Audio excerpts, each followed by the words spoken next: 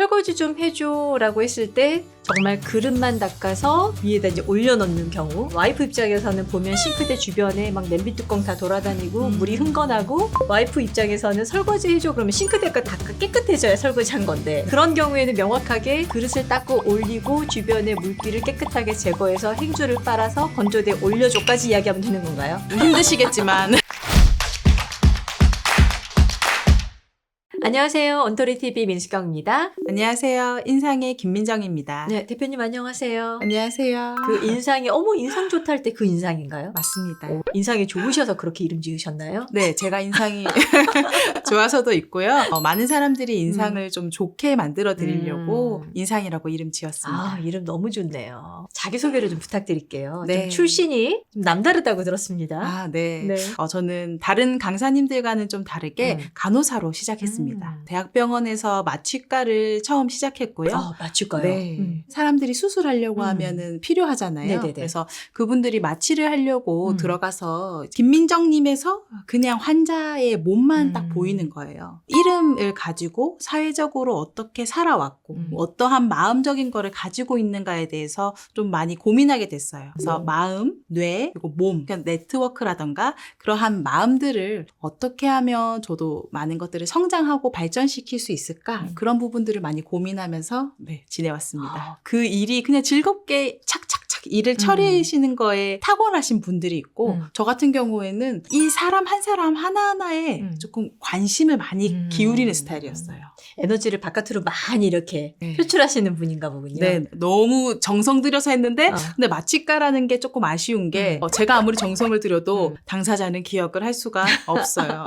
이분이 오셨다 그러면 몇 초 뒤에 그냥 훅 가잖아요. 네. 그 이후는 전혀 기억을 못 하니까. 근데 되게 중요한 역할을 하셨던 건 거네요. 이 소통 쪽에 되게 또 관심이 많으시다고 들었어요. 네. 개인적으로는 소통에서 어떤 어려움을 좀 겪으셨어요? 병원 일이라고 하는 게 굉장히 많은 알람을 듣거든요. 그래서 그 병원 수술실에서는 알람을 맞춰야 되고 알람을 들어야 되고 바로바로 응답해서 특유의 행동 많이 보셨나요? 간호사분들은 까고 열고 올리고 막 이렇게 그러한 것들을 하다 보니까 저는 원래 심박수가 한 60 정도였는데 일만 하면 한 110까지 오르더라고요. 긴장을 과도하게 했습니다. 병원을 나섰음에도 불구하고 실생활에서도 계속 빨간불 알람이 울리더라고요. 사회생활에 가장 힘든 게 인간관계이잖아요. 그렇죠. 트러블이 없게 하려고 엄청나게 애를 썼죠. 그러니까 그러면서 또 소진되고 네. 또 힘들고.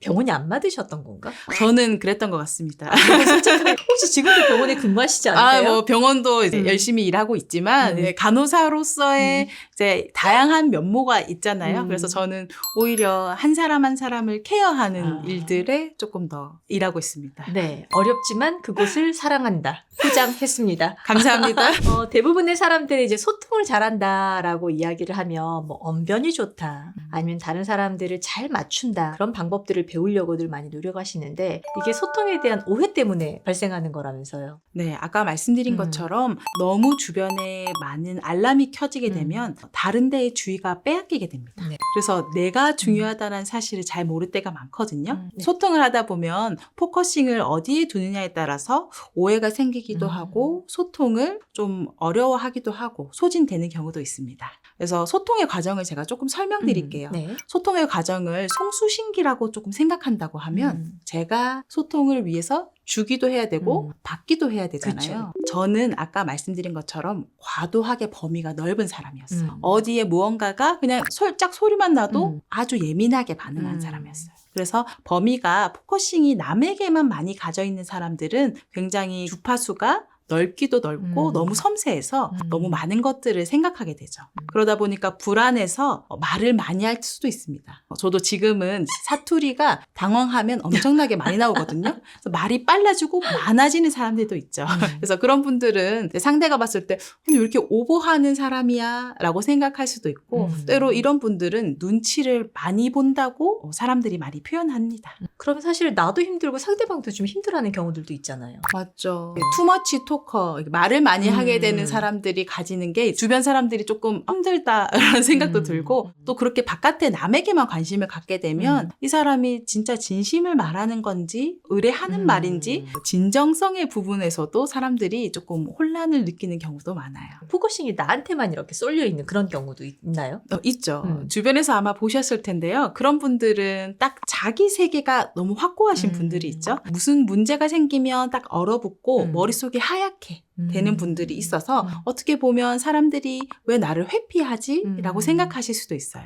그래서 그런 분들은 아까 송수신기를 생각한다고 하면 그거를 켜지 않으려고 하시거나 켜는 방법을 모르실 때도 있고요. 키더라도 범위를 좁혀놓거나 아니면 대충 들으려고 하거나 하시는 경우도 있습니다. 이런 분들하고 이제 소통을 할 때는 뭔가 다른 방법들을 좀 취해야 되는 건가요? 조금 그런 분들에게서는 사람들은 눈치 없다 표현도 하긴 하거든요. 조금 더 직선적으로 이야기해 줄 필요가 있죠. 근데 그 직선적이라는 게 자기 감정을 날카롭게 얘기하는 게 아니라 명확하게? 네, 명확하게. 너무 변화구를 던져서도 안 되고 이제 명확하게 이야기해 주셔서 그분이 받아들일 수 있는 파트로 해주셔야 되는 방법도 있습니다. 갑자기 이야기 들으니까 번뜩 생각나는 게 남자분들 같은 경우에 설거지 좀 해줘라고 했을 때 정말 그릇만 닦아서 위에다 이제 올려놓는 경우, 와이프 입장에서는 보면 싱크대 주변에 막 냄비 뚜껑 다 돌아다니고 물이 흥건하고, 와이프 입장에서는 설거지 해줘 그러면 싱크대가 다 깨끗해져야 설거지한 건데, 그런 경우에는 명확하게 그릇을 닦고 올리고 주변에 물기를 깨끗하게 제거해서 행주를 빨아서 건조대에 올려줘까지 이야기하면 되는 건가요? 힘드시겠지만 그렇게 하셔야겠고, 그런 분들은 사실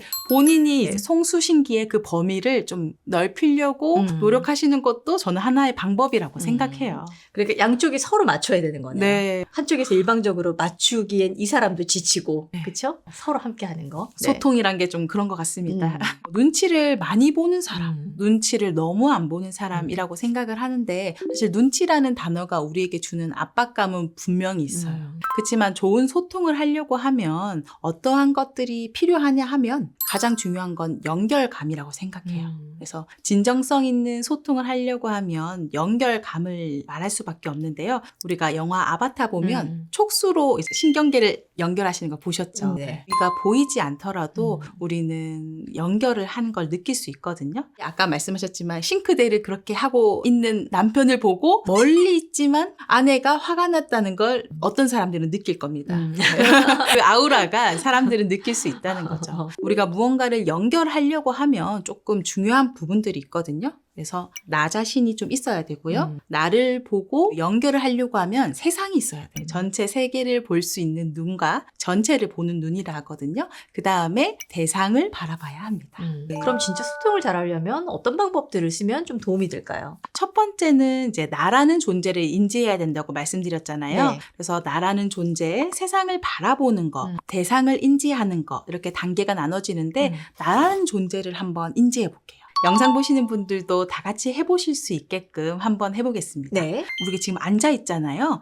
중력을 한번 느껴볼게요. 네. 발바닥 지금 한번 느껴보시고요. 네. 그다음에 엉덩이가 바닥에 아니면 의자에 닿여 있잖아요. 좌골, 골반뼈 한번 느껴볼게요. 어렵다 하시면은 앞으로 왔다 갔다 한번 해보세요. 느껴지시나요? 네. 무게를 딱 지탱하고 있는 좌골이 느껴지실 거예요. 그래서 골반이 내가 여기 있구나 인지하시고요. 그다음에 척추를 한번 느껴보세요. 가만히 있어도 머릿속으로 그려볼 수 있잖아요. 나의 몸을. 그래서 한번 느껴보시고 그다음에 머리도 한번 느껴보세요. 다시 한번 중력 한번 느끼시고 발바닥 느끼시고요. 골반 느끼시고 척추 지금 그려지고 계시죠? 그리고 머리도 한번 느껴보세요. 어려우신 분들은 머리의 인지는 본인이 한번 만져보시는 것도 되게 중요해요. 아, 내가 이만큼 있구나. 몸을 한번 인지한 다음에 가능하시다면 호흡을 한번 바라보세요. 호흡을 하실 때 나는 어디로 바람이 나오고 바람이 어디로 들어가는구나. 사람마다 좀 다를 수 있습니다. 그런 걸 한번 느껴보시는 게 기본 준비입니다. 나라는 존재를 확인하기 위한 작업인 건가요? 네, 맞아요. 이게 왜 필요한 거예요? 시작이 나에서부터 시작돼야 돼서요. 나의 존재를 한번 인지하는 게 음. 중요합니다. 실제로 일상생활 중에서 나라는 존재가 여기 있어 이런 걸 생각하면서 살긴 쉽지 않을 것 같거든요. 네. 뭔가 그걸 인지할 수 있는 뭔가 팁 같은 건 없나요? 좀 방법을 한번 보여드릴게요. 가장 좋은 방법은 이제 소통이기 때문에 사람 대 사람으로 같이 연습하는 게 좋지만 영상을 보시는 분들을 위해서 그리고 아까 말씀하신 것처럼 일상생활에서 어떻게 하면 좋을까라고 생각을 해서 오늘 갖고 온 게 있는데요. 제가 한국 다도를 참 좋아합니다. 그래서 거기에서 조금 가져와서 다도 명상을 조금 알려드릴 수 있도록 할게요. 자, 먼저 준비물은 큰 거울이나 동영상 촬영이나 이런 것도 해보세요. 그래서 그거를 앞에다 두고 그다음에 잔이랑 그다음에 물병 이렇게 해서 차나 커피 하셔도 괜찮습니다. 이걸 어떻게 쓰시냐고 하면 나의 감각에서부터 시작하는 거예요. 자기 몸을 인지하고 세상을 한번 둘러보세요. 전체를 보는 눈, 그 다음에 대상을 한번 보세요. 아무런 연결감 없이 물을 따르실 수도 있어요. 물을 따라야 되네 해서 따르실 수 있는데 대상을 인지해서 집에서는 두 손으로 한번 따라 보세요. 물줄기가 어떻게 흐르는지, 그 다음에 이 물이 흘렀을 때의 소리는 어떤지, 이 잔의 온도는 어떤지, 차 안에 나는 향은 어떤지 이렇게 조금 연습을 하실 수 있을 거예요. 평소에는 그냥 거의 무의식적으로 하는 행동들인데 그 모든 소소한 행동 하나하나에 시선을 두고 느껴보라는 말씀이신 건가요? 네. 그래서 몸의 감각에서부터 우리가 인지를 시작하는 거예요. 그래서 나의 인지를 감각 끝에 두어가지고 나 자신을 조금 먼저 바라볼 수 있게끔 하는 겁니다. 무의식적인 행동을 의식적인 행동으로 바꾸는 거죠. 피곤해질 것 같은데요? 네. 너무 피곤하실 거고 그래서 처음에는 연습을 천천히 하셔야 돼요.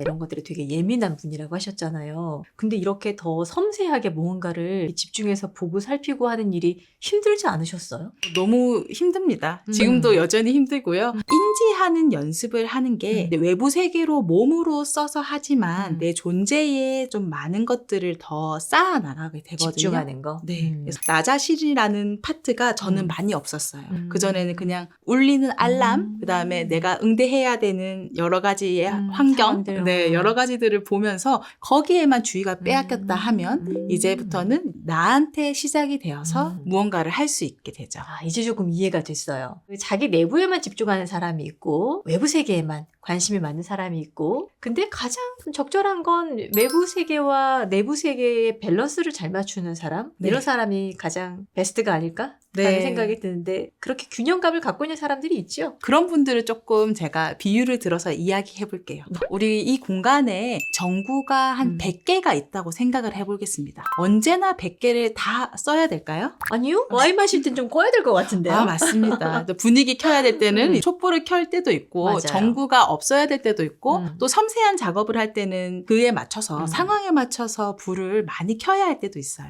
전구가 100개가 있다고 하면 어떤 사람은 아까 소통이 많이 어렵고 눈치가 없는 사람은 전구를 안 켜거나 몇 개밖에 안 켜거나 이런 사람이 있고 저처럼 많이 어디엔가 무슨 일이 생겼나 이렇게 외부에 많이 간 사람들은 전구를 과도하게 켜시는 경우도 있죠. 그런 분들은 외모를 봐도 과하게 긴장돼 있어요. 경직되어 있다. 네네. 그러면 내가 필요한 상황에 또 그 필요한 만큼 껐다 켰다 할 수 있는 그 능력을 좀 키우는 게 필요하겠네요. 네, 맞습니다. 적당히라는 우리 단어가 있지 않습니까? 네. 요리에도 적당히, 어떤 것도 뭐 적당히 해 하고 하는 것들은 사실 아무렇지 않게 무언가를 할 수 있게끔 이라는 체화의 단계거든요. 그래서 체화가 된다는 것은 참 쉽지 않고 그거를 잘하는 사람은 굉장히 매력적인 사람이 되는 거죠. 그래서 소통 잘하는 사람이 굉장히 매력적이라고 합니다. 이렇게 이야기를 듣다 보니까 스트레스가 높을 수밖에 없는 그런 특정 직업군에 계시는 분들 요즘에 뭐 스트레스 없는 분들이 없지만 그런 분들은 꼭 한 번은 좀 점검해 보시는 게 필요하지 않을까라는 생각이 들었어. 이런 교육도 좀 한번 시도해 보시는 게 필요하지 않을까? 그런 생각이 들었습니다. 감정노동이라는 단어가 우리가 있잖아요. 맞아요. 서비스를 제공해주는 분들이 외적으로도 멋있게 세련된 말, 쿠션 언어, 그다음에 고객 응대 스킬, 막 다양한 것들이 들어가죠. 그렇지만 그거보다 앞서서 먼저 준비되어야 될 게 이제 그분들이 가지고 있어야 된 연결감에 있어서 자신이 좀 보호하고 자기 자신을 가진 상태에서 남을 응대할 수 있게끔 해주는 게 좀 더 건강하고 진정성 있는 소통이 되지 않을까 싶습니다. 네. 자, 오늘은 소통을 잘하기 위해서 자기 자신을 잘 들여다보고 케어해야 된다. 그게 먼저다라는 말씀을 해주셨는데요. 끝으로 한 말씀 해주시죠. 사람의 인상을 대상을 좀 바라볼 때 그 사람의 외형도 매우 중요하죠. 그래서 외적으로 퍼스널 컬러나 골격 진단이나 보여지는 외형도 매우 중요한데요. 보이지 않는 내면에서부터 그 내면을 한번 바라보시고 그 부분부터 시작하시면 더 좋은 소통이 될 것 같습니다. 네, 오늘 함께 해주셔서 감사합니다. 감사합니다. 네, 고맙습니다.